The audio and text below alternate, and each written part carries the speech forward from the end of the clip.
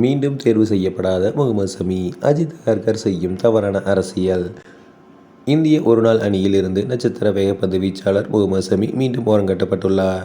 தென்னாப்பிரிக்க அணிக்கு எதிரான 3 போட்டிகள் கொண்ட ஒருநாள் தொடரில் முன்னணி வேகப்பந்து வீச்சாளரான பும்ரா மற்றும் சிராஜ் ஆகியோர் ஓய்வு அளிக்கப்பட்ட நிலையில் முகமது சமி தேர்வு செய்யப்படாதது குறித்து விவாதத்தை ஏற்படுத்தியிருக்கிறது. இந்தியா தென்னாப்பிரிக்க அணிகளுக்கு இடையேயான 3 போட்டிகள் கொண்ட ஒருநாள் தொடர் நவம்பர் 30ஆம் தேதி முதல் டிசம்பர் 6ஆம் தேதி வரை நடக்கவுள்ளது. இந்த ஒருநாள் தொடருக்கான இந்திய அணி அறிவிக்கப்பட்டுள்ளது. சுமன் கில் மற்றும் ஸ்ரேயஸ் ஐயர் ஆகியோர் காயம் காரணமாக ஓய்வில் இருப்பதால் இந்திய அணி கேப்டனாக ராகுல் நியமனம் செய்யப்பட்டுள்ளார். அதேபோல அக்சர் பட்டேல் நீக்கப்பட்டுள்ளார். பும்ரா, சிராஜ் ஆகியோருக்கு ஓய்வு அளிக்கப்பட்டுள்ளது. நம்பர் 4 வரிசையில் பேட்டிங் ஆடுவதற்கு ரிஷப் பண்ட் மற்றும் திலக் வர்மா ஆகியோர் தேர்வாகியிருக்கின்றனர். வேகப்பந்து வீச்சாளர்களாக பிரசித் கிருஷ்ணா, ஹர்ஷீப் சிங் மற்றும் ஹர்ஷித் ராணா ஆகியோர் தேர்வு செய்யப்பட்டுள்ளனர். அது மட்டுமல்லாமல் ஜடேஜா, வாஷிங்டன் சுந்தர் மற்றும் நிதிஷ்குமார் ரெட்டி என 3 ஆல்ரவுண்டர்கள் தேர்வு செய்யப்பட்டிருக்கின்றனர்.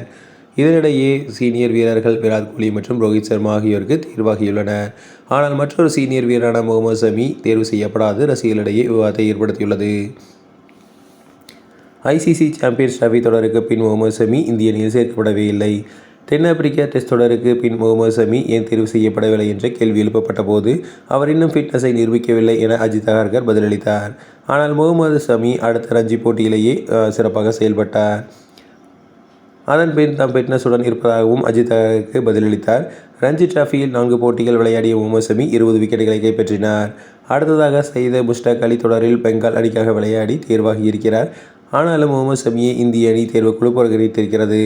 35 வயதாக முகமது சமி தேர்வு செய்யப்படாது ஏன் என்பதற்கு தேர்வுக்குழு உரிய விளக்கத்தை அளிக்கவில்லை. ஒருவேளை இளம் வீரர்களை தயார் செய்ய இந்திய அணி நிர்வாகம் விரும்பினால் அவருடன் பேச்சுவார்த்தை நடத்தி உரிய முறையில் அடுத்த கட்ட நடவடிக்கையை மேற்கொள்ளலாம். ஆனால் BCCI நிர்வாகம் முகமது சமிக்கு எந்த விளக்கத்தையும் கொடுக்காமல் புறக்கணித்து வருகிறது.